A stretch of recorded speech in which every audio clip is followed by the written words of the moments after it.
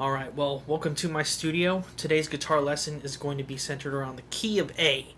And we're going to go from basic and work our way up so we can try to find something for all you players out there. Alright, so first up, chords. Super important. Your major, your minor, and your dominant seventh. Major, minor, dominant seventh. And then, if you want to take it a step further, you got those down. Go on to your major 7 and your minor 7. Now you can find these chord charts. You can find those shapes out there anywhere. Just a quick Google search away.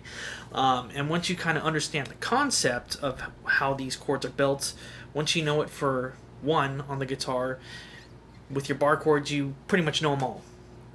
So just start with the dots on the chord diagrams and take it from there. And so for those who are beyond that level, what these chords are, right? They're the 1, the 3, and the 5. You're skipping every other note to create the chords. So, and you're pulling them from their respective keys or scales. And so if you're playing an A major chord, that is the first, third, and the fifth note pulled from your A major scale.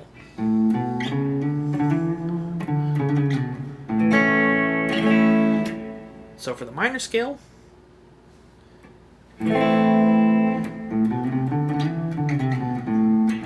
flatting the third, the sixth, and the seventh note between a major scale and a minor scale. So to get an A minor chord, you're pulling the 1, 3, 5 from that.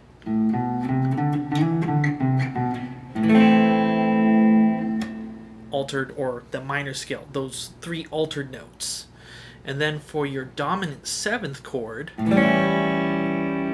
what that is, it's a major chord, but we're adding a flat 7 to it. So the spelling is A, C sharp, E, and a G natural.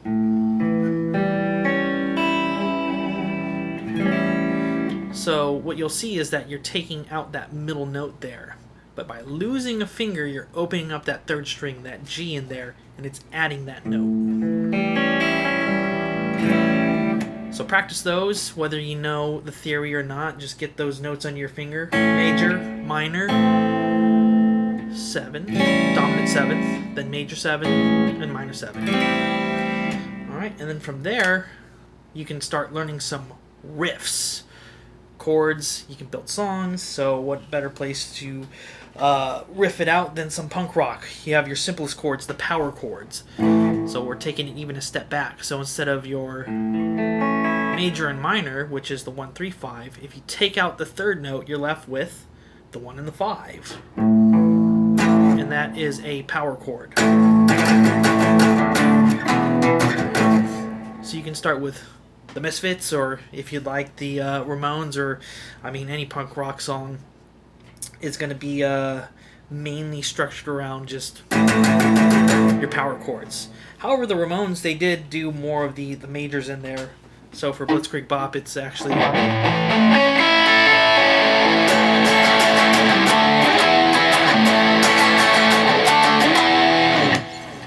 so if you have your open chords down, working through those bar chords and applying them to some punk rock tunes, that is essential, all right?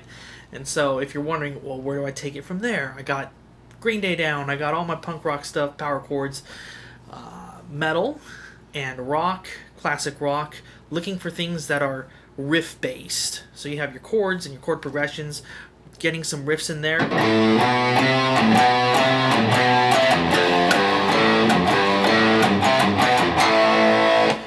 So Breaking the Law by Judas Priest, that one is, whether you know it or not, you're using the notes of A minor. So you're getting parts of the scale down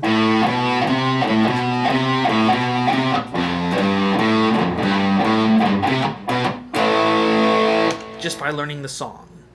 So I tried to pick some songs, of course, that are going to be, for today's lesson, in the key of A. So those two, Blitzkrieg Bop, Breaking the Law, and then if you want to take it to that next step, Seek and Destroy by Metallica from Kill 'Em All.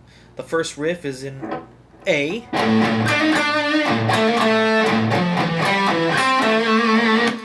And it's not really like one specific scale, because we're kind of borrowing some notes here and there.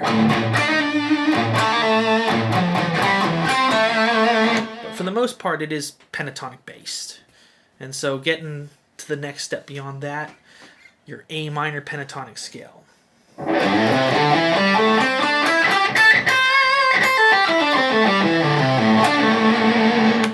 Alright, so we went over chords, we went over some riffs that are centered around A that you can start playing, and then building upon those riffs, if you are trying to dive a little more into music theory, start with your pentatonic scale. It's a 5-note scale, and then that'll lead to your natural major, natural minor, which is a 7-note scale. Honestly, it doesn't matter which one you start with, but if you want less notes to work with, go with the pentatonic. Well, at first, because you can add a lot of things to that too. And then lastly, for you players who have these fundamentals down, if you take that A minor pentatonic shape and you tap with your right hand across the 12th fret, and then the left hand, you just hammer on the notes of your root position scale.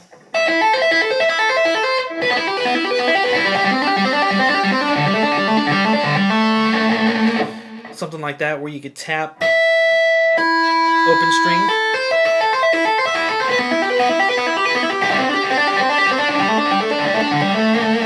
and you can get as creative as you want, you know. Go down in groups of 6. You can string skip, or you can have this kind of cascading effect.